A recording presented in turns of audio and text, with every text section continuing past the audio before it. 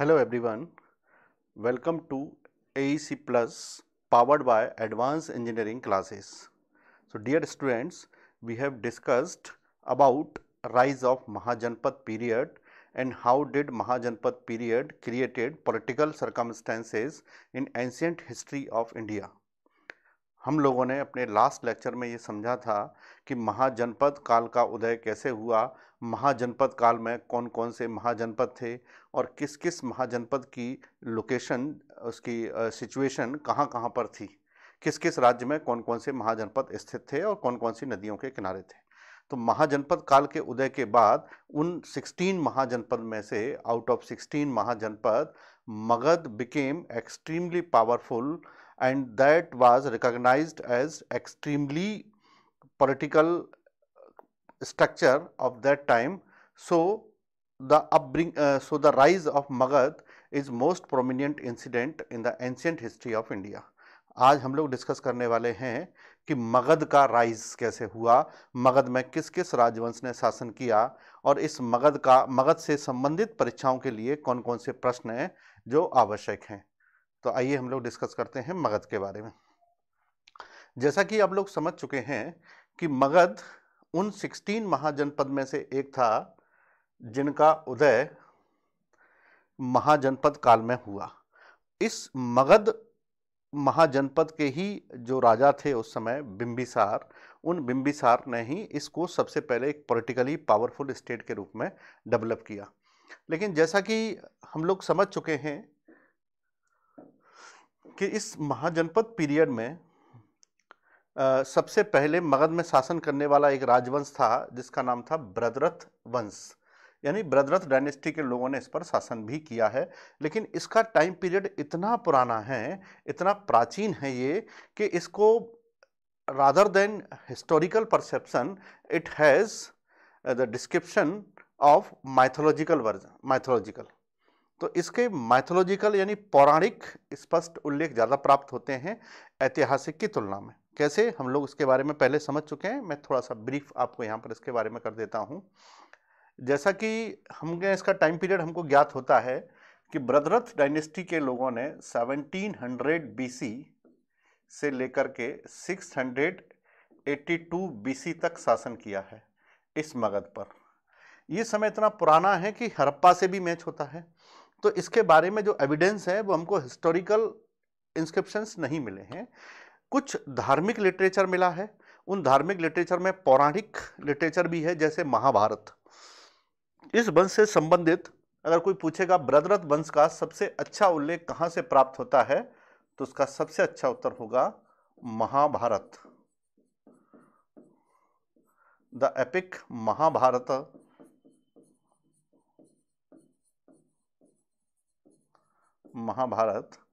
is most authentic source to know about Brihadratha dynasty. इस वंश के बारे में सबसे अधिक जानकारी महाभारत जो महाकाव्य है उससे प्राप्त होती है। Apart from Mahabharat there are some other sources as Buddhist text, Buddha के लिखे गए लिटरेचर, बौद्ध धर्म से संबंधित लिखे गए स्ट्रक्चर टेक्स्ट और Jain text. Jain text and Buddhist text are also source to know about Brotherth dynasty। तो इस वंश के बारे में हमको कुछ धार्मिक साहित्य, कुछ पौराणिक साहित्य प्राप्त होता है। इस धार्मिक और पौराणिक साहित्य से क्या प्राप्त होता है इसके बारे में समझते हैं। जैसे कि पहला है इंट्रोडक्शन। तो इंट्रोडक्शन में हम लोग लिखेंगे यह पौराणिक एवं ऐतिहासिक, पौराणिक एवं ऐतिहासिक दोनों ही मूल्यों पर प्राप्त होता है। ठीक, अब इसका एरिया कहां पर होगा, तो एरिया इसका बहुत स्पष्ट है, मगध, यानी मगध में ही था ये एरिया। अगर हम फाउंडर की बात करेंगे तो इसके फाउंडर हमको प्राप्त होते हैं ब्रदरथ। ब्रदरथ इसके फाउंडर हैं जिन्होंने इसको फाउंड किया था। ठीक, अब इसमें जो और शासक हैं उनमें एक और महत्वपूर्ण रूलर हैं जिनका नाम है जरासंध। जरासंध। इसके बाद रूलर हैं जिनका नाम है सुहादेव, और सुहादेव के बाद बहुत सारे रूलर्स हैं। इन रूलर्स में सबसे फेमस है रिपुजन्य। रिपुजन्य ये लास्ट रूलर हैं इस डायनेस्टी के।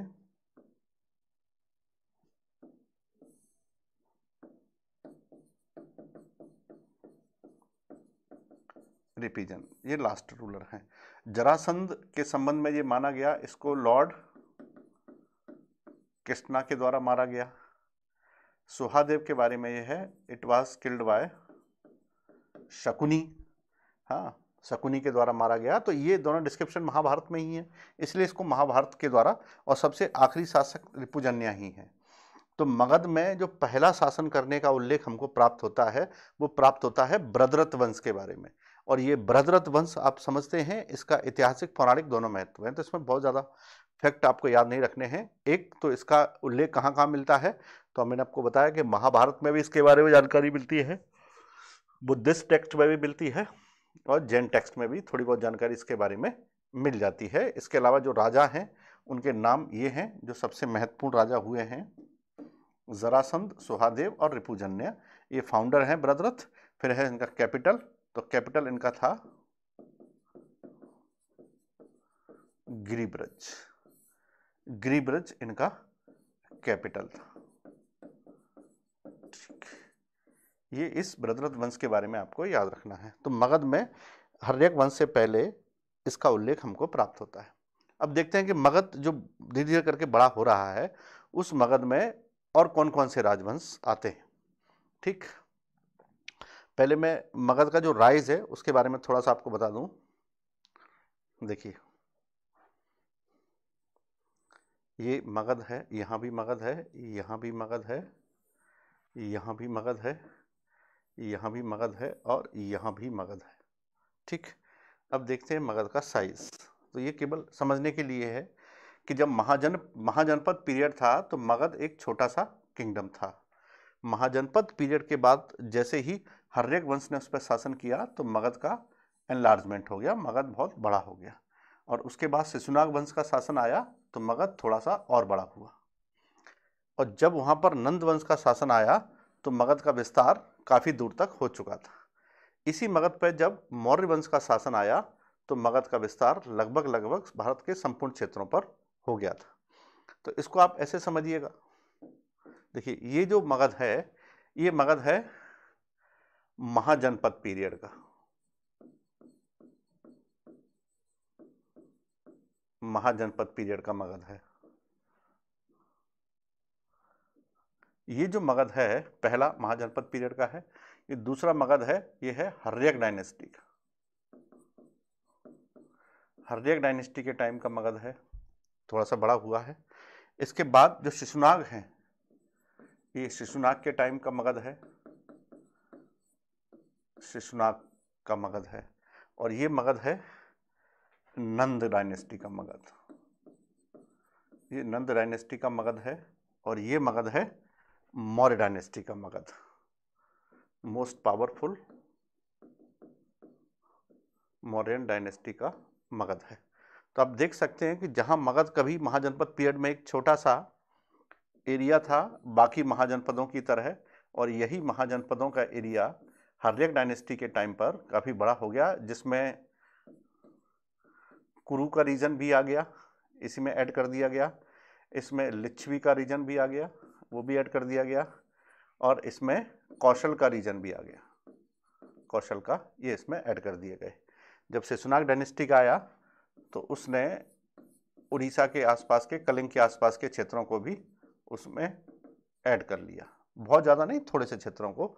जब नंद डायनेस्टी का आया तो नंद डायनेस्टी के टाइम पर भी ये काफ़ी बड़ा हुआ और इसमें कलिंग के बहुत सारे हिस्सों को जोड़ दिया गया।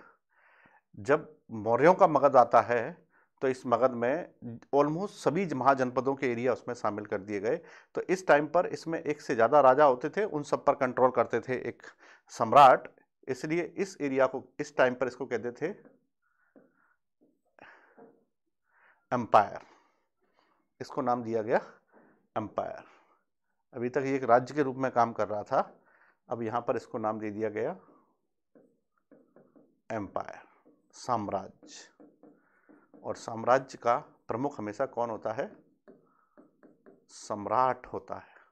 तो सम्राट साम्राज्य का प्रमुख होता है, ये इसको दे दिया गया। समझ गए? ठीक है, तो ये था मगध का राइज ऑफ मगध, कि मगध कैसे कैसे राइज किया है।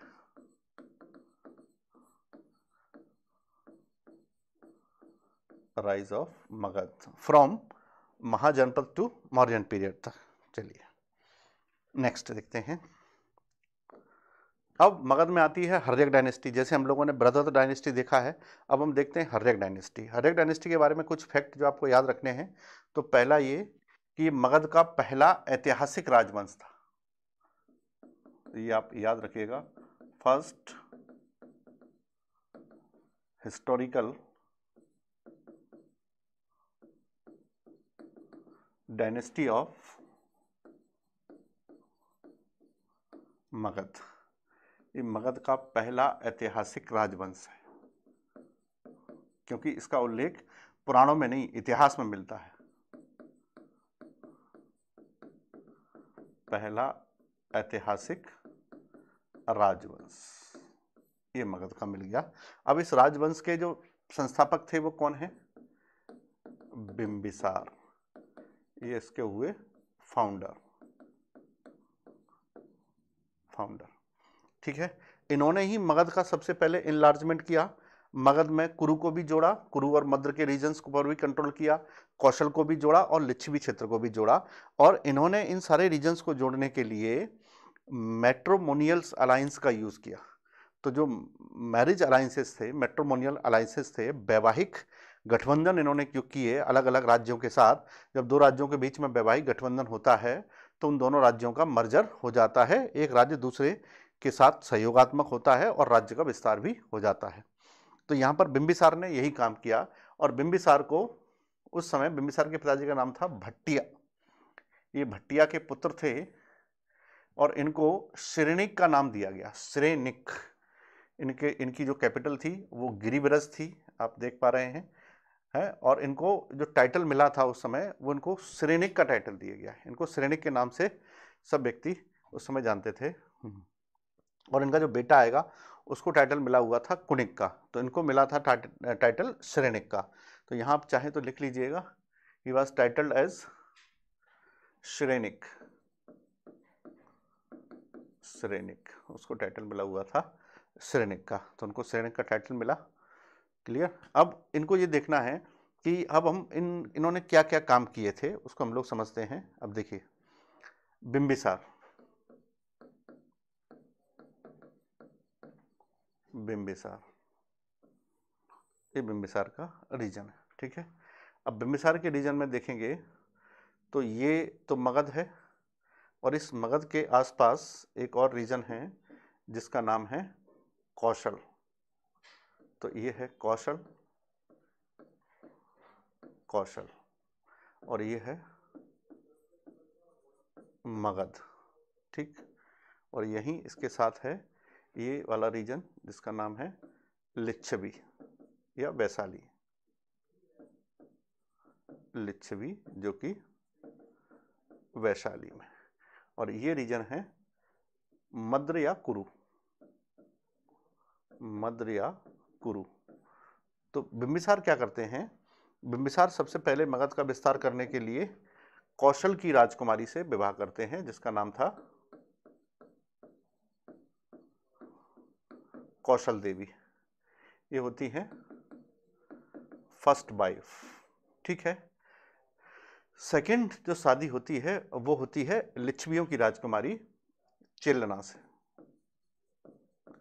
Chelna second wife.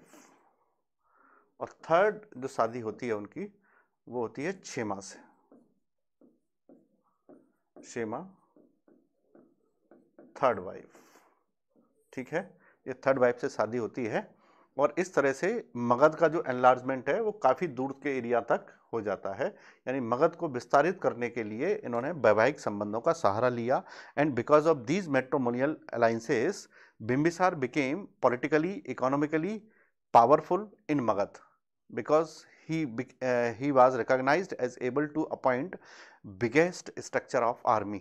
उसने बहुत बड़ी सेना बनाई, इस प्रकार से उसकी ख्याति है वो काफ़ी फैल गई उस समय पर, और मगध एक ताकतवर जनपद के राज्य के रूप में पहचाना गया। ये था इनका योगदान बिम्बिसार का। तो बिम्बिसार की फर्स्ट वाइफ याद रखेंगे, सेकंड वाइफ याद रखेंगे, थर्ड वाइफ याद रखेंगे। और ये किस किस रीजन से आती हैं? ये कौशल प्रदेश से आती हैं, ये लिच्छिप वैशाली से आती हैं, और ये मद्र या कुरु रीजन से आती हैं। और इनका जो मेन एरिया था जो आपको अभी बताया गया कि इनको भट्टिया इनके पिताजी का नाम था। He was the son of Bhattiya and his capital was गिरिब्रज। उसकी कैपिटल थी गिरिब्रज। और उसके बाद इनका जो बेटा था उसका नाम था अजातशत्रु।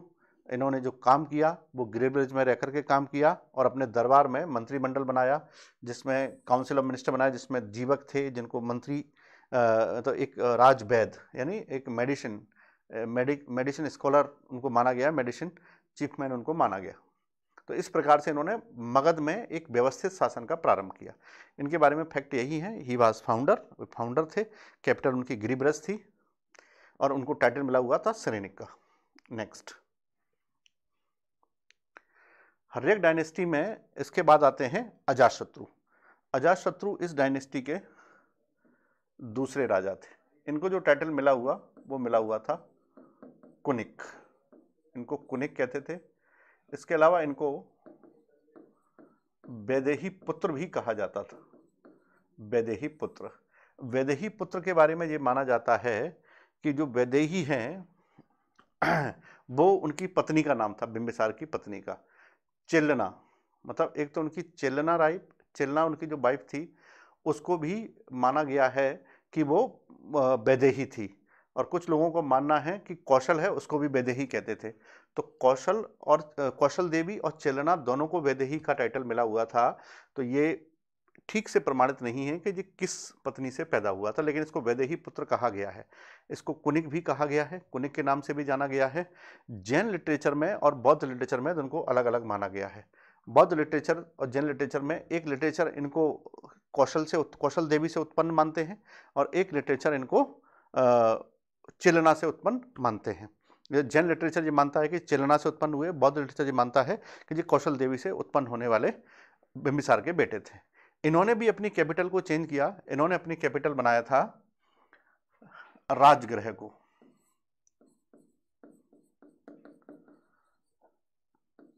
कैपिटल वाज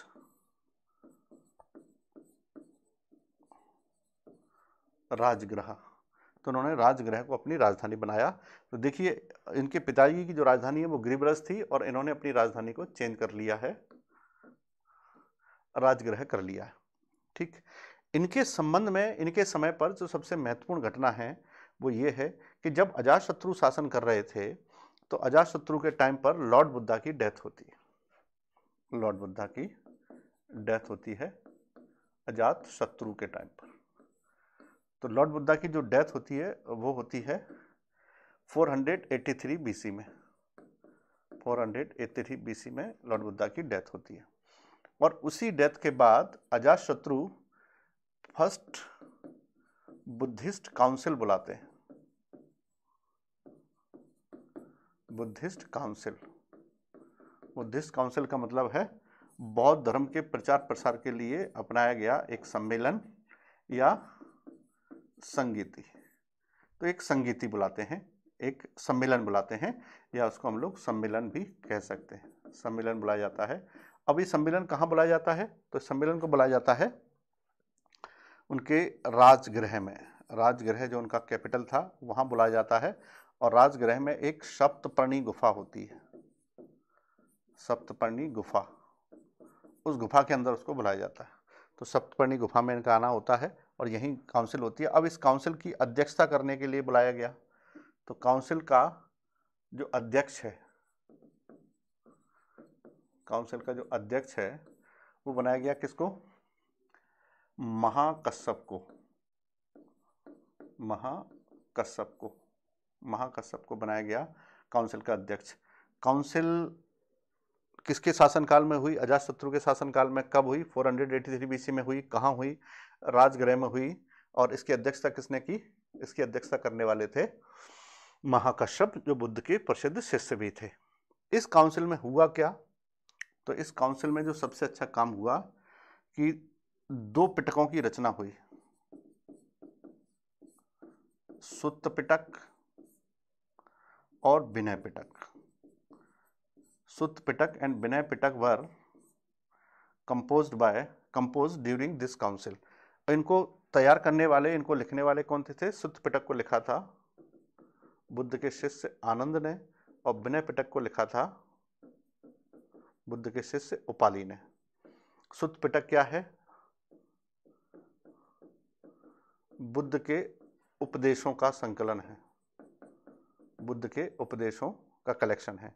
और विनय पिटक क्या है? बौद्ध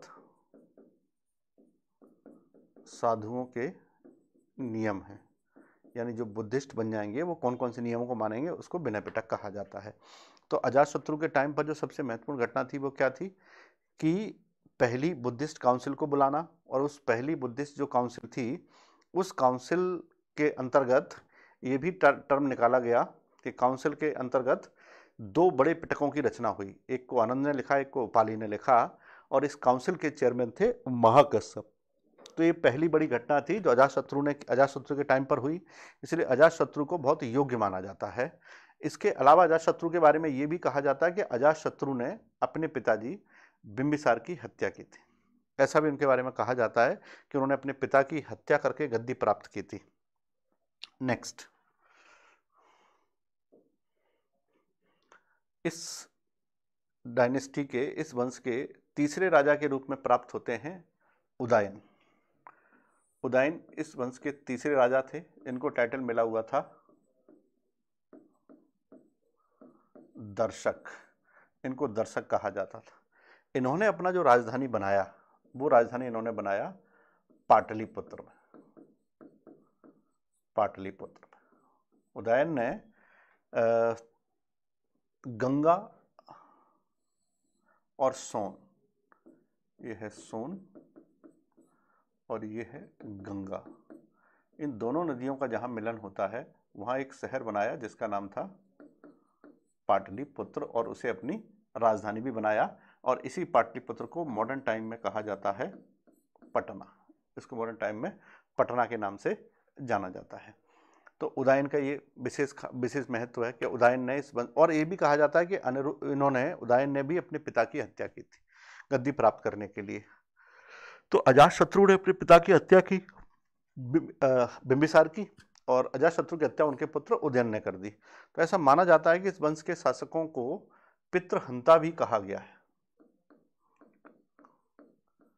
पितृहंता, फेट्रिसाइड, यानी पिता की हत्या करने वाले इस वंश को पितृहंता वंश कहा जाता है। राजाओं को पितृहत्यारा कहा जाता है। तो ये बहुत ज़्यादा पॉपुलर नहीं है, लेकिन इसके बारे में ये माना गया है, कई बुद्धिस्ट टेक्स्ट में ये मिला है कि ये पितृहंता वंश है। उदयन ने कुछ समय तक शासन किया, और शासन करने के बाद, और राजाओं ने शासन किया उसके बाद, जैसे अनिरुद्ध शासन किए, उसके बाद अनिरुद्ध ने शासन किया, मुंड ने शासन किया, और लास्ट राजा थे शासन करने वाले नागदशक। ठीक है, अब हम इस पूरे के पूरे इस वंश की आपके लिए एक ब्रीफ बना देते हैं कि आपको इसमें से याद क्या रखना है। ठीक, हर्यक वंश।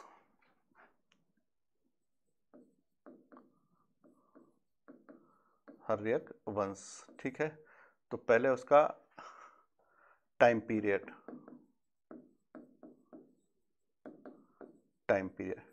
है ऑलमोस्ट 545 BC टू 412 BC, ये उसका टाइम पीरियड है। अब यहाँ पर देखेंगे कि संस्थापक कौन है, फाउंडर कौन है। तो फाउंडर की बात करेंगे तो हमको कौन मिलेंगे, बिंबिसार मिलेंगे। ठीक है, और बिंबिसार का कैपिटल क्या था? बिंबिसार का कैपिटल था गिरिब्रज। गिरिब्रज, और इनका टाइटल क्या था? इनका टाइटल था श्रेनिक। श्रेनिक का इनका टाइटल था। ठीक, इसके बाद जो राजा आए उनका नाम क्या था? अजातशत्रु। अजातशत्रु। कैपिटल क्या था? राजगृह। टाइटल क्या था? कुनिक। और इसके बाद आते हैं उदयन। उदयन का कैपिटल क्या था? पाटलिपुत्र। टाइटल क्या था? दर्शका उनका टाइटल था। ठीक है, इसके बाद अनिरुद्ध,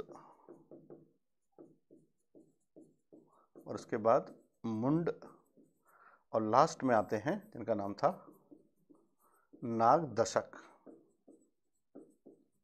नागदशक आखिरी राजा थे, जिनको कहते हैं लास्ट रूलर। अजातशत्रु के टाइम पर फर्स्ट काउंसिल ऑफ बुद्धिज्म को बुलाया गया था। ये फर्स्ट काउंसिल ऑफ बुद्धिज्म को बुलाया गया था। Got it? तो ये इस वंश के बारे में आपको याद रखना है। फिर से मैं हाईलाइट कर देता हूँ। लास्ट रूलर कौन है? फाउंडर कौन है? ये है। फर्स्ट काउंसिल किसके टाइम पर हुई? कैपिटल सबकी अलग अलग थी, याद रखेंगे, और सबके टाइटल भी अलग अलग थे। लास्ट रूलर नागदशक हैं, जिसे उसके ही मंत्री शिशुनाग ने मार दिया था। ठीक है, अब शिशुनाग ने जब नागदशक को मारा तो शिशुनाग ने अपने नाम से एक नए वंश की स्थापना की, जिसे कहा गया शिशुनाग वंश। ठीक, तो आप समझ पाए हर एक वंश के बारे में, हर एक वंश का टाइम पीरियड क्या है, हर एक वंश में कौन कौन से रूलर्स ने शासन किया है, इस कौन कौन से रूलर ने शासन किया है, इसके अलावा किस किस को क्या टाइटल मिला हुआ है, किसका कहाँ कहाँ पर कैपिटल था। All three initiate rulers ruled from different region और द डिफरेंट कैपिटल। उन तीनों ने अलग अलग क्षेत्रों से शासन किया है। ठीक, अब इस वंश का जब अंत होता है